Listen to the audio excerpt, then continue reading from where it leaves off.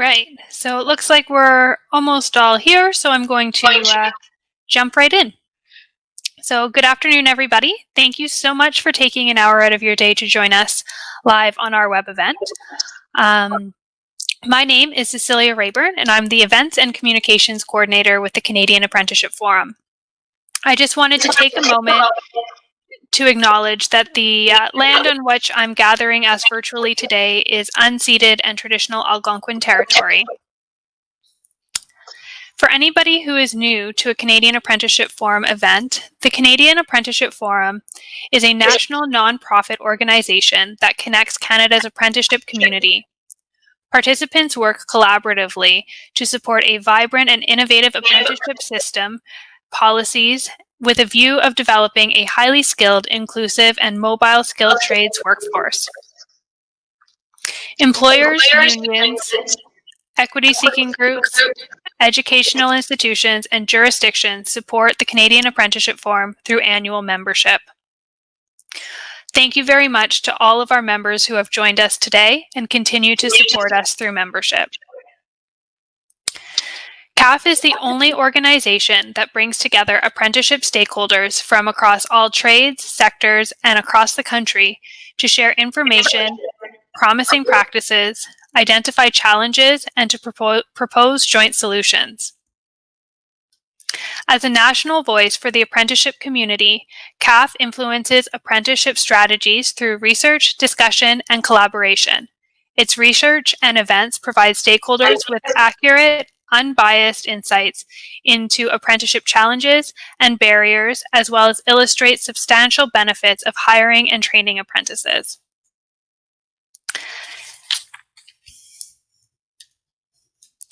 Throughout today's event, I encourage everybody to participate in the chat section. You have the ability to connect with each other as well as us as presenters. And if you have questions, you can put them right in the Q&A section.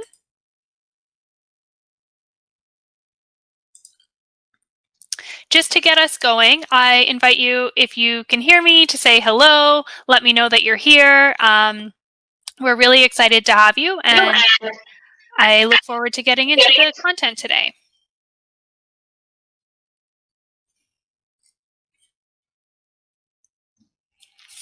Today I have with me Emily Arrowsmith. Looks like I've got Keith here with me. Glenda, thank you guys. Nice to see you. Emily Arrowsmith is with me today, as well as Aaron Ramsey. Emily is our project and research manager here at the Canadian Apprenticeship Forum, and Aaron is the Business Development Director with Vimetric. They're both working on this new project, and I'm excited for them to share what we're working on. So Emily, I wondered if you could start us off by telling us all why CAF was so excited to be a part of this project. Sure, thanks, Cecilia. So when we think about apprenticeship in Canada, we know one of our ongoing challenges is completion rates. And the data from StatsCan indicates that completion rates in Canada are around 50%. Now they vary for each trade, so some trades can have completion rates as high as 70 or 80%, and other trades can have completion rates as low as 20 or 30%, but the average is 50%. So in thinking about how to address this challenge, how do we help apprentices when they're doing their on-the-job training better document their skills and achievements and help them understand where they are at in the process so that they can understand their progression? And when we did surveys with apprentices in the Apprentices in Canada e-panel, we found this was something that apprentices were really interested in knowing more about. I want to know more about my progression in my apprenticeship, what left I have to do, what my gaps are, so I can move forward and progress and finish my training. Because most apprentices do start off with the goal of wanting to be finished and wanting to be certified journey persons. So how can we help them on that journey? We also know from our Apprentices in Canada e-panel Apprentices want more online resources, especially during COVID. We reached out to them, and they want more of those online resources to help them with their training. So that's something they're really looking for. So CAF was so excited to have this opportunity through the Future Skills Center to do this project, because we had looked internationally and reached out to some project partners and found that, there are models around the world that do work and help apprentices. And we thought, wouldn't it be cool if we could take one of these models, which has worked in other countries, and see if it works for Canadian apprentices and how they like or dislike it. So through the Future Skills Center, CAF was one of the 30 projects that won, and was able to get a project focused on apprentices, which I think is so important when we're talking about skills and training, that we have research projects dedicated to apprentices, which this one is. And from June 2020 to June 2022, we're going to pilot one of these international tools we found with apprentices and journey persons and employers, and we're going to see what they think of it. And the tool is originally from the UK. It's called Validate, and we're working with the project partner of the Metric. And Erin's going to let you know a little more about the tool later on in our presentation. But first, I'd just like to give a bit of overview of the project that we have with the Future Skills Center. So Validate at a high level does give apprentices a way to document their on-the-job skills achievements online. So it lets them upload pictures and videos and written text of their skills.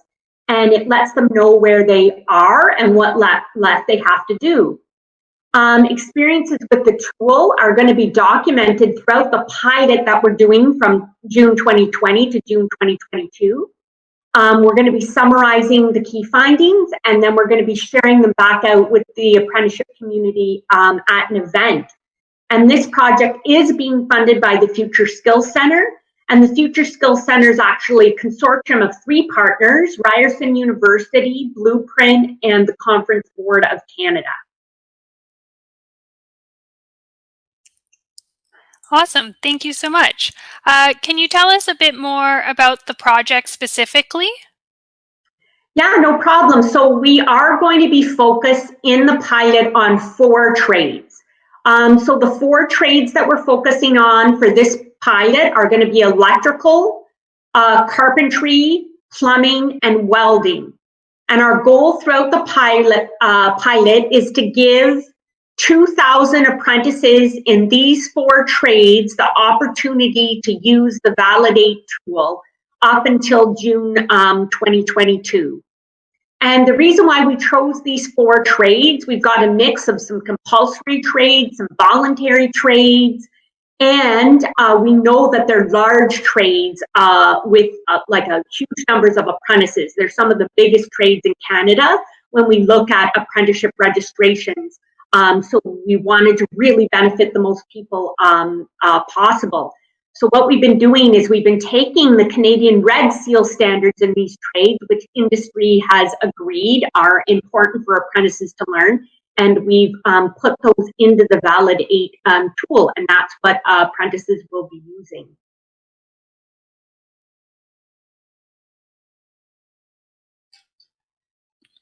So what are the big overarching project goals?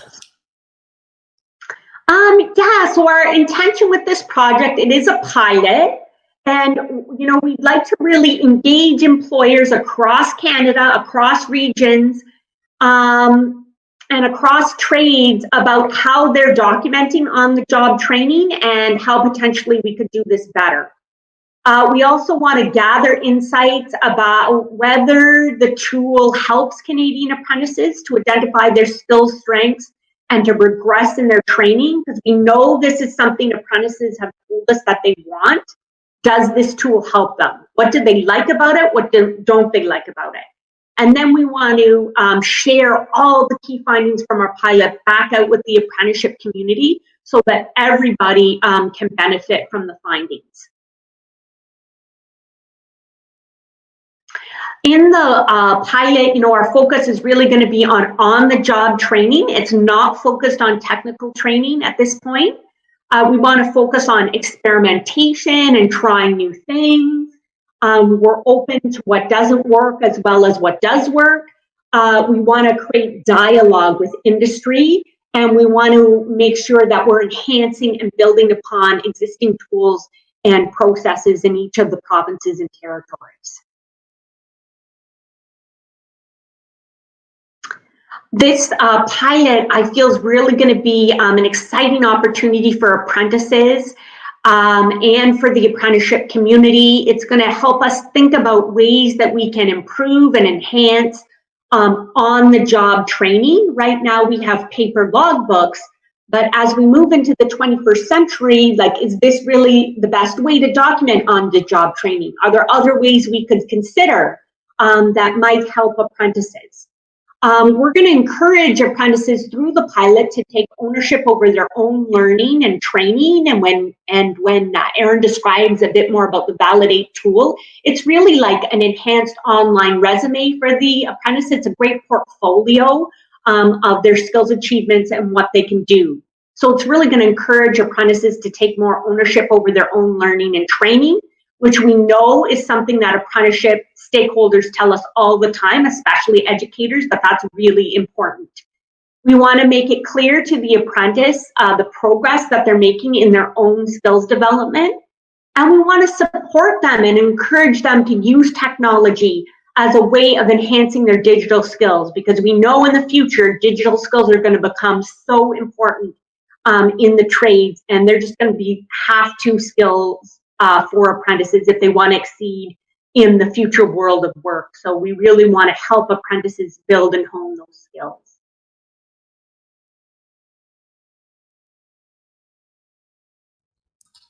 So who can participate in this exciting project?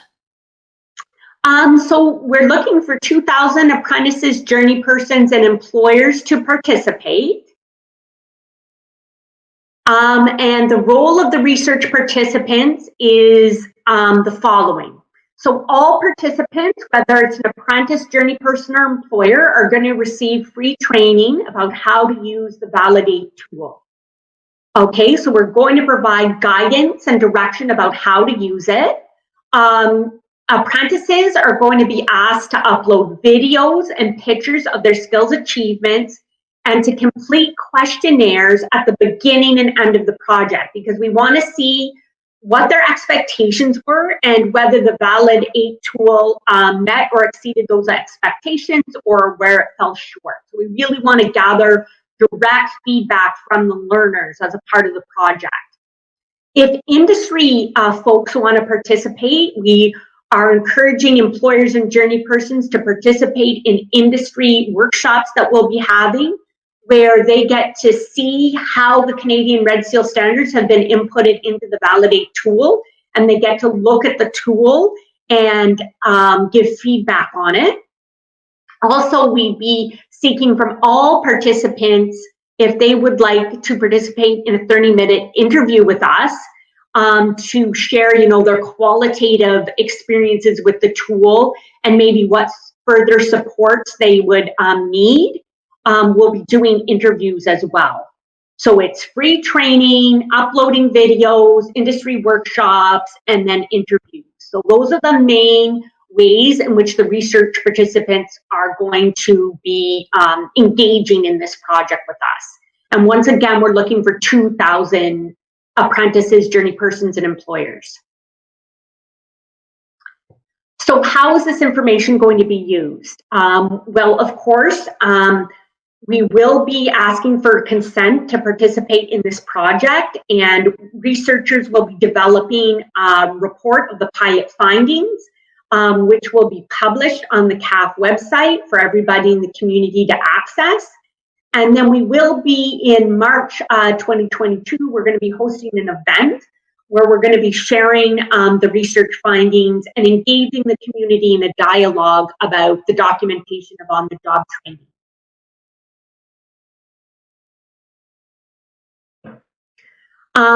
So research participation in the study is going to be totally voluntary by the apprentices, employers, and journey persons. And we will be obtaining consent and confidentiality will be protected throughout the study. So before any of the research participants get access to the Validate tool, they will be asked to review and sign a consent form in order to participate in the research. Our data files are password protected and stored on a secure firewall server, so confidentiality and protection of the data is something we're aware of and really concerned about in this project, so that will be protected. So in terms of the benefits for the research participants, they will receive free training about how to use this tool. They'll receive free access to the tool up until June 2022. They'll have a centralized spot for all their skills achievements. They'll be able to identify their skill strengths and gaps by using the tool, and they'll have an opportunity to share their perspectives on the-job training. So those are some of the benefits to participating in the research study.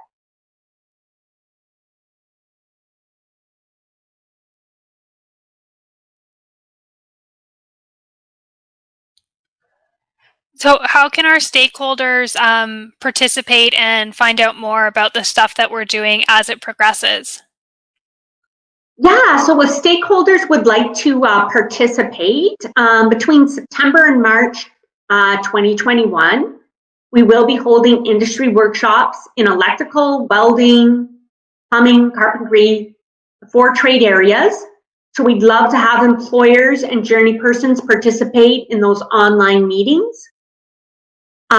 We'd love help with apprentice recruitment, so we're hoping in October, November 2020 onwards.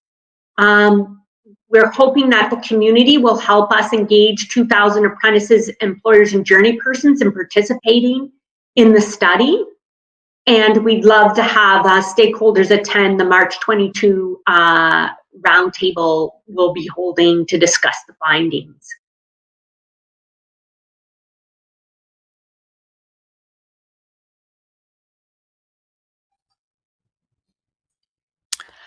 Thanks so much, Emily. So now I'd like to invite Erin to join the conversation and just give us all a bit of insight and information about the Validate tool itself and how it'll be used in this project. Hi, everyone. Thank you for allowing me to participate today. A little bit of background about Vimetric. As a company, we've existed for approximately 26 years. We are located here in Canada and have established ourselves as a Canadian entity. So although we have a long history in the UK and in Europe, we are now a Canadian company. Our focus is to bring a technology platform that will allow for effective and efficient storage of evidence against criteria. That's in the simplest form.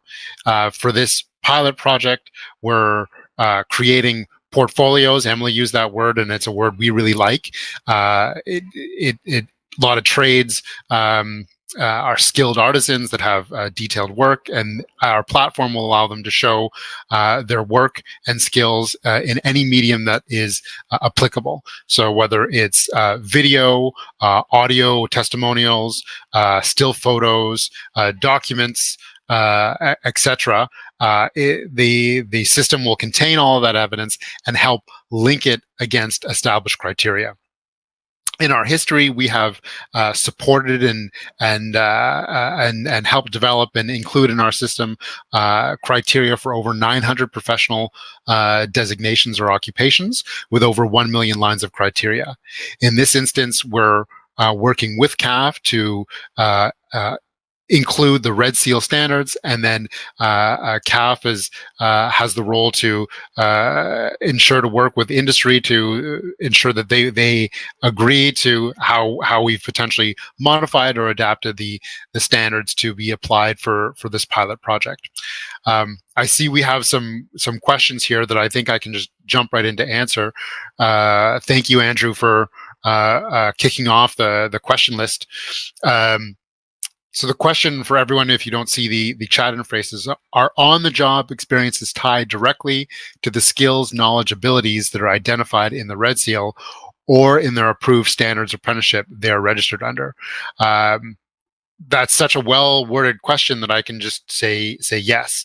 The goal for the pilot is to include the standards in a detailed fashion and link them to specific tasks and skills and ability to demonstrate those knowledge abilities, capture evidence for them, and then keep it in a portfolio that would be able to do that.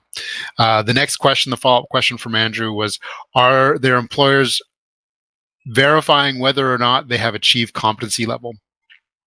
This is an important element of the pilot that, along with registration of apprentices, will come the role to sign off or approve the work. So whether it's the connected journey person, the employer or responsible, there is the capacity and expectation in the system that an entry is countersigned and signed off. And then there's functionality within the system that allows general oversight under the appropriate permissions to ensure consistency of assessment. And the nice thing about the system is that the evidence is there, it's persistent. So if there's any questions or debate over of quality of that evidence or demonstration of applied knowledge or learned knowledge, we can always roll the tape, if you will, and go back to the portfolio and review, and if improvements are suggested, take action, etc. Then the third question from Andrew was, do the apprentices supervisors have the skills, knowledge, and abilities to assess the apprentices' competencies? I think that's a great question. The system, as it is already, supervisors and journey persons are responsible for reviewing the skills. And so as a technology provider, our goal is to support that. We have some experience in our background as a company in providing assessment, and we'll support CAF in that. But I would not say that this third one is a direct area of responsibility for us, but we're certainly there to support it. So, Andrew, I hope that answered your three questions. Please signify in chat if you want me to go any deeper into any of those. I see a question next from David. Hi, David. I hope you're well. I'm just reading your questions here.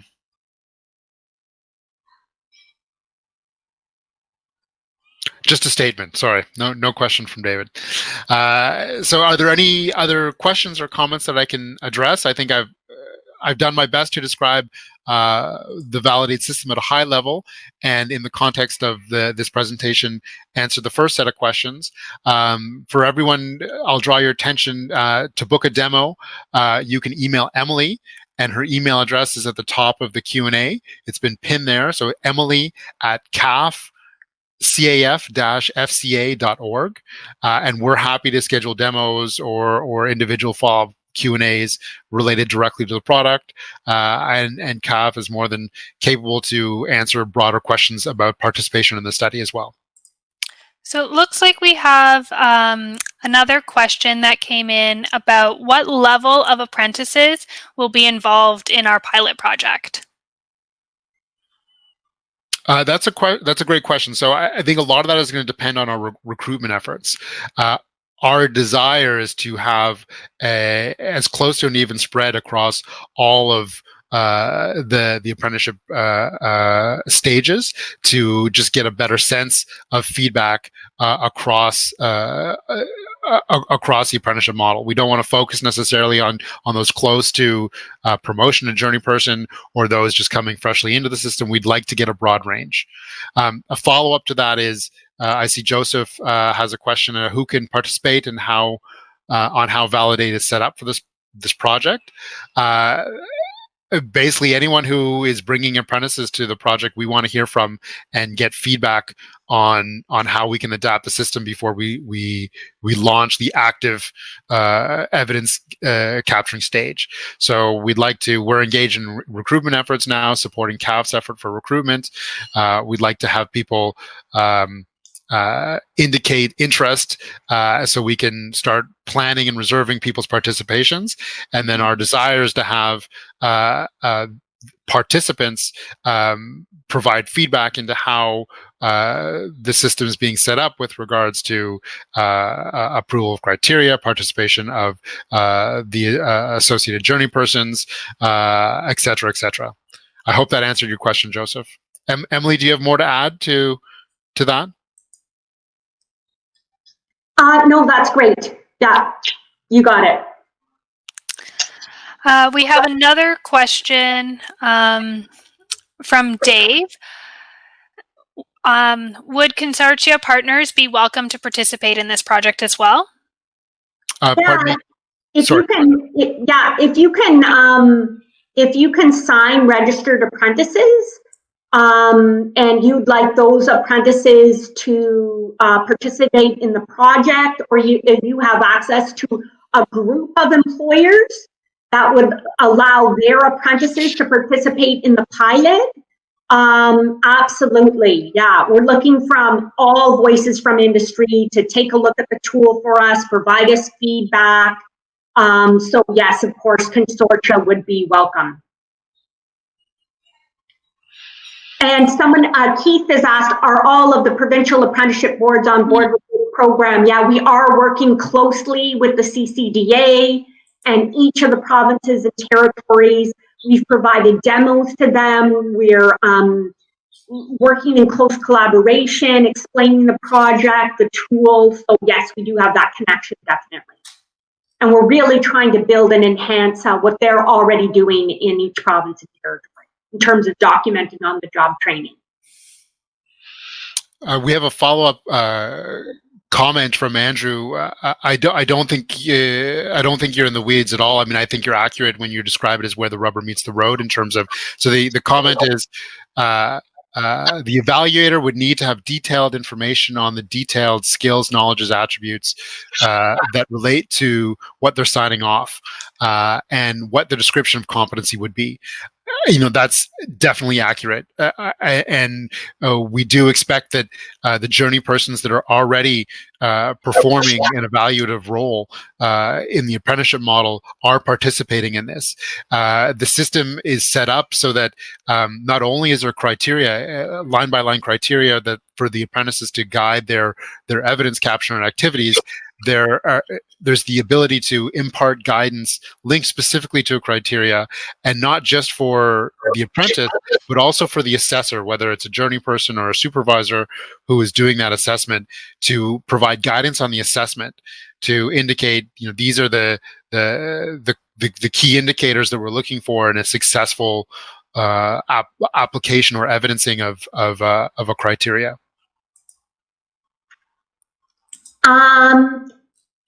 A question came in, will they have a record after June 2022? Now, it is an online portfolio, but every apprentice in June 2022 is going to have access to keep the portfolio live online.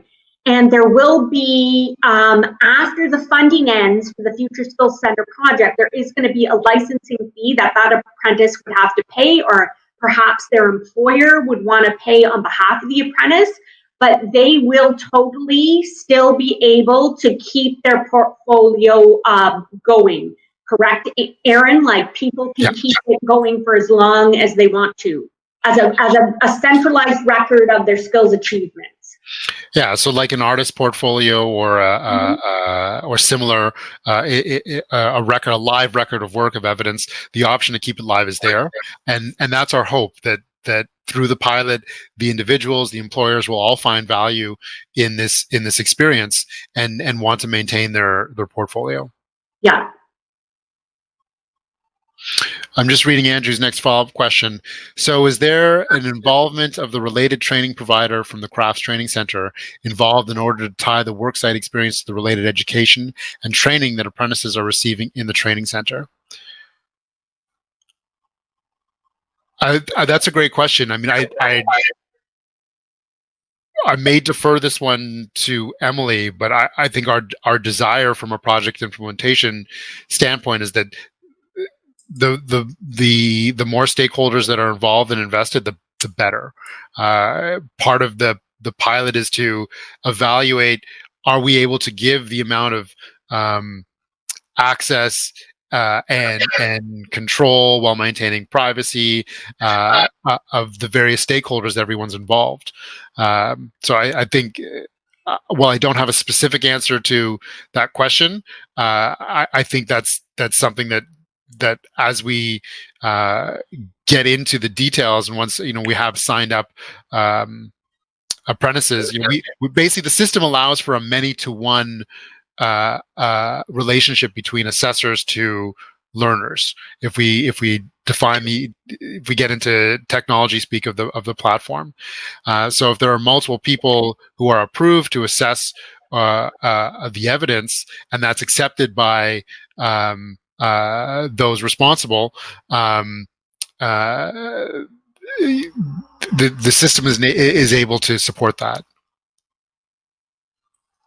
Yeah, exactly. So if a union training center, for example, has a system where a training director checks the journey person mentor's assessment, validate, based on my understanding, allows those checks and balances. So a training director could go into the tool and take a look at what the journey person mentor had signed off on and assessed, and whether there was consistent assessment. But the great thing about Validate tool too, with the free training, is that's also going to encourage people to use it in a consistent way, and there is assessor direction given, correct, Aaron? So I think there are checks and balances in the tool, and we will work with partners to make sure that everybody who has access can take a look.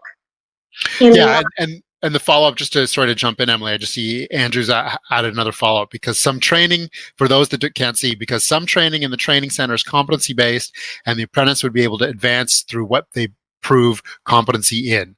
I think you've nailed exactly how the tool is used internationally. This is one of the best applications, is that the apprentice, the learner, is able to take an enhanced ownership of their own learning process.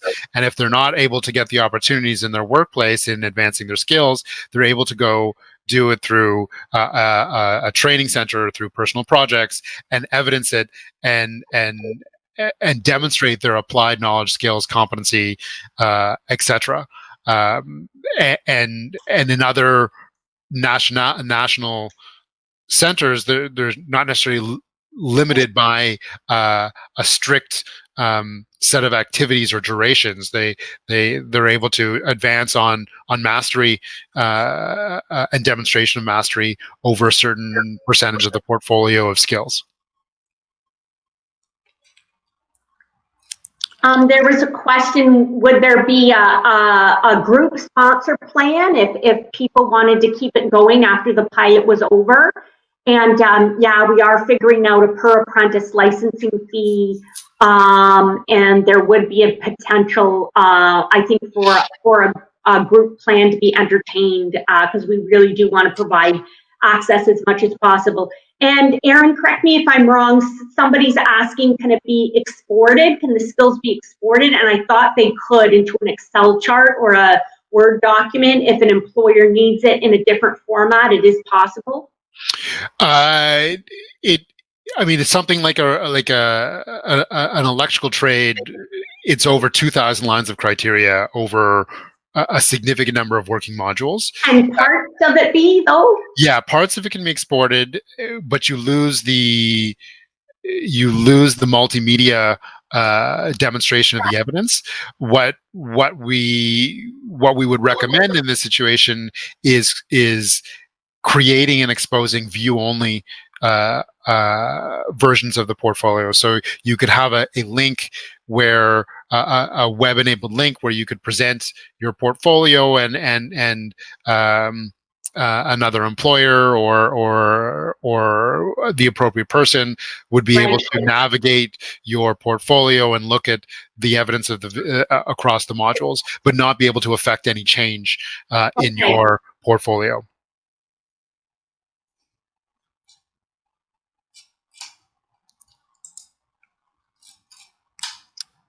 It's been a very engaging chat. Thank you, everybody, for your questions. We still have some time. If there's any other questions, feel free to submit them in the chat or the Q&A. I just wanted to, again, make note of the message that's pinned to the top of the chat. If you're interested in booking a demo, getting more involved, or getting more information after this web event today, you can email Emily. And her email is just up there. And maybe I'll put it on the slide as well. And I'll just leave it, this slide up for the remainder of our question period so that it's there as well.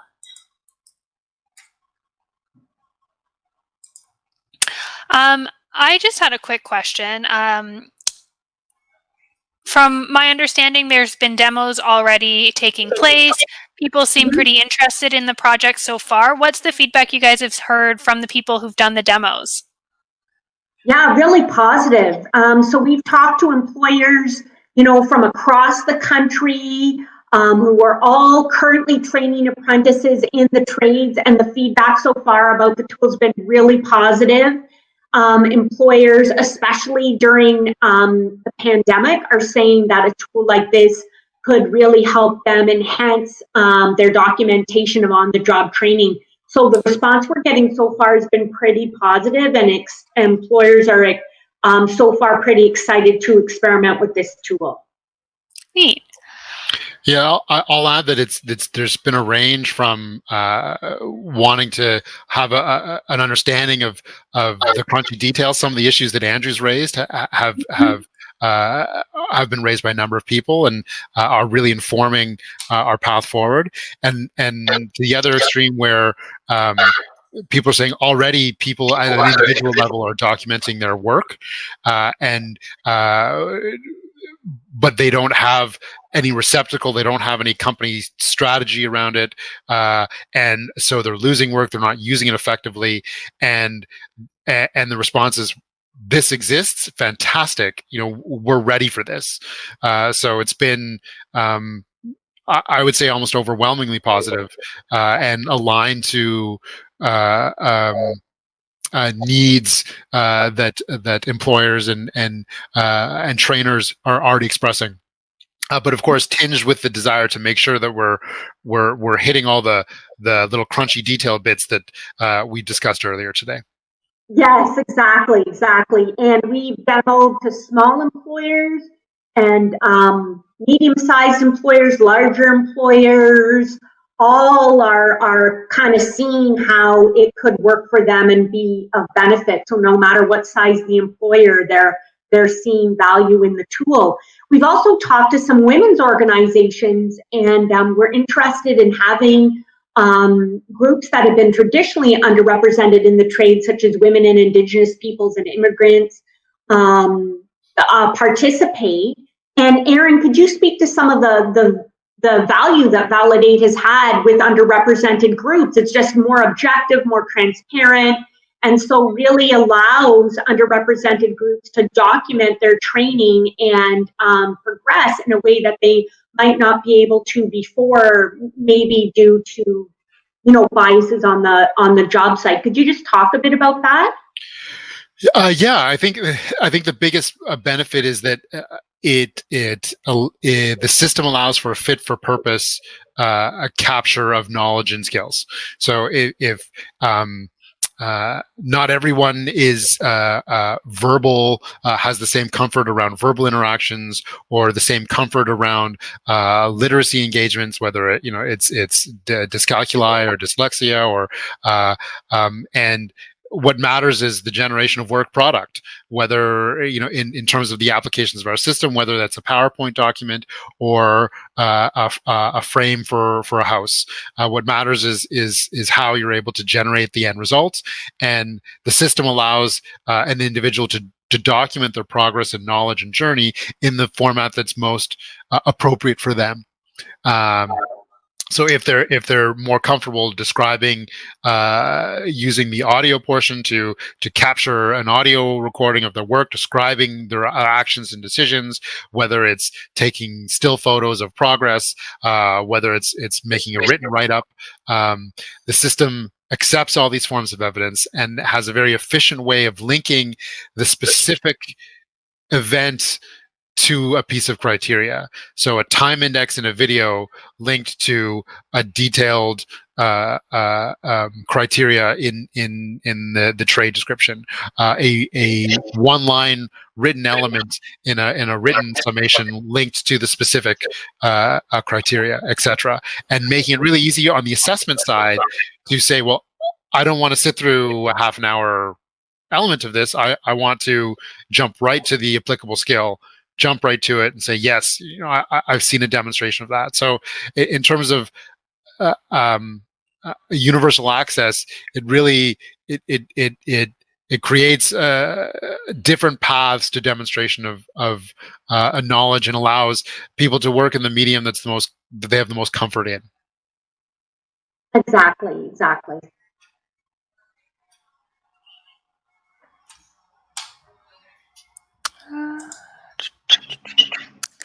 So there was a question as well about one of the slides we had, Emily, that said we're going to work with employers, but there seems to be a really big emphasis on apprentice accountability. So what's kind of the balance there between the apprentices that we're working with and the employers? Well, for this pilot, we are reaching out to employers. So we're hoping that employers will agree that they would like to participate in the pilot and have all their apprentices use the tool. So that's how we're trying to engage employers, because the employer, is responsible for documenting and signing off on that on-the-job training, and they are supposed to be providing a variety of on-the-job experiences for the apprentice so they can develop their skills. So by engaging employers from the get-go, we do understand that that's the nature of the relationship with an apprenticeship, because it's 80% on the job. But the apprentice will be responsible, like the portfolios, you get what you put into it, so you have to be committed to uploading the videos and pictures, so that will be the apprentice's responsibility. Although, they can work with their mentor, and their mentor can maybe video them and help them with that. That is the apprentice's responsibility to upload stuff into the tool to get it assessed.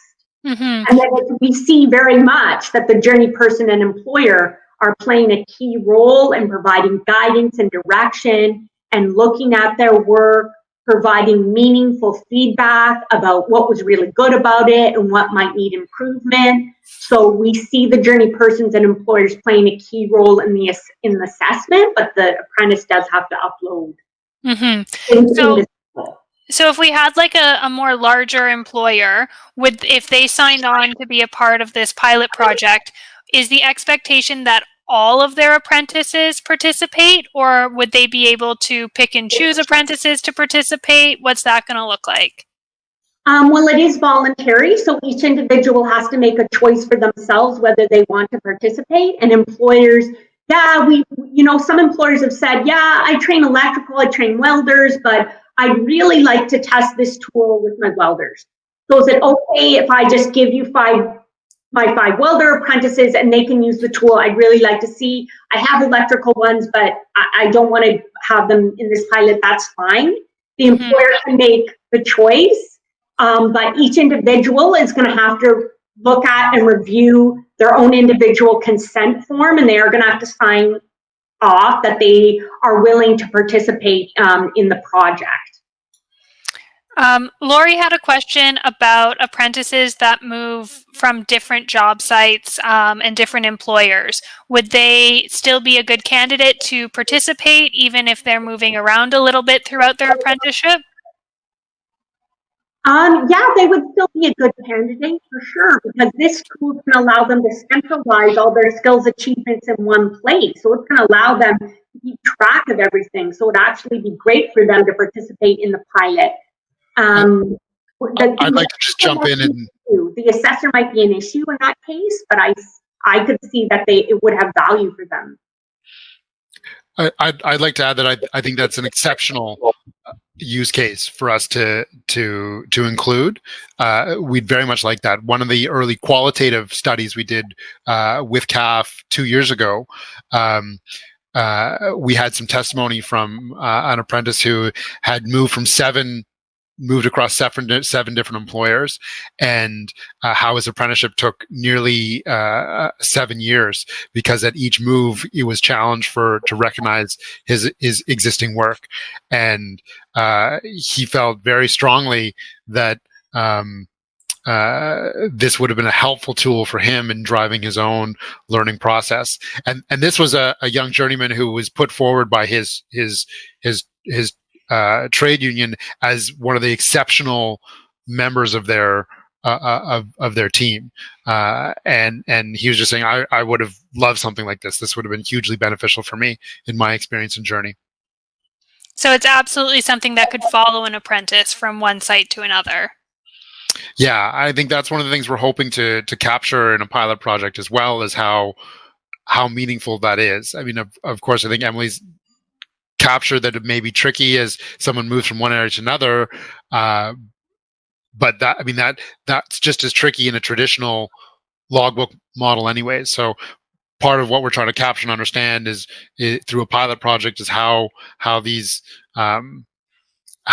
normal shifts will be influenced or helped or hindered by the inclusion of a technology platform.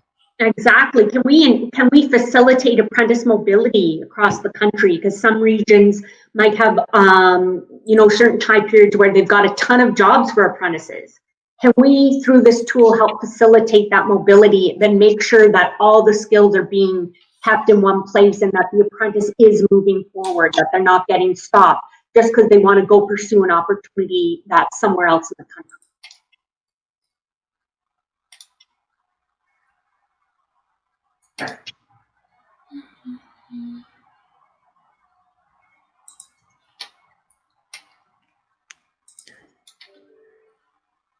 There's a couple comments about the mobility, which I think we've kind of touched on a bit. Let's see, what else we got? Safety training is included in the tool, Aaron? Someone's asking a question about safety training. Explicitly a module on safety training? Yeah, is safety training captured in the tool? Like safety training is included in the Red Seal standard, so it's included in that sense, but... If it's part of the Red Seal standard for that trade, it will be included. We'll have a module on that. Certainly, the system has a history in occupational health and safety and compliance management, where not only is there a record of someone attending or participating in a training session, there's the potential to capture evidence and understanding of that training session. So someone could, whether it's demonstrating that they know how to put on a support harness properly, not to over tighten the legs, or to leave enough material, or the line is short enough, etc. You can capture all of those in a competency type approach, demonstrating understanding rather than just a sign off. So we have a long history in that, and we're certainly able to do that. We will be including anything that's in the Red Seal here. And if anyone has a pertinent or pressing need for that, we certainly can do that. We've done some pilot projects in North America for some professional areas in their continuing professional development, where beyond just a receipt for a completion of a course, or clicking that they've attended an online seminar, they've augmented it with just a 1-minute video of saying, hi, my name is Aaron, and today I attended the best practices model for industry engagement with CAF, and my understanding is that there was a tool available that would allow for electronic documenting of material, and that it's being piloted in the next 2-year window, right? So I'm able to demonstrate through just a 30-second testimonial that I actually listened to the testimonial, and this is being used in continuing professional development from some areas where they know their membership is just playing a webinar in the background, and they wanted to plug that gap, I guess, in their measures. Awesome. Thank you so much for everybody and all of the questions and participation today. We're just getting close to the hour mark, and I want to respect everybody's time. I know it's a busy time of year for a lot of people, doing everything you need to do to kind of get back into the fall routine of things. So I just wanted to show this one last slide here on how you can keep in touch with CAF. We are on Twitter, LinkedIn, and on Facebook. Emily's contact information is again pinned at the top of the chat. If you want more information on how to book a demo, ask more questions, anything like that, feel free to reach out to Emily, or if you have my contact details, you can also reach out to me and I'd be happy to make that connection for you. We have, before we end, we have Miss Wen raising her hand. Oh, Hung, do you have any questions, Hung? You can type them in there.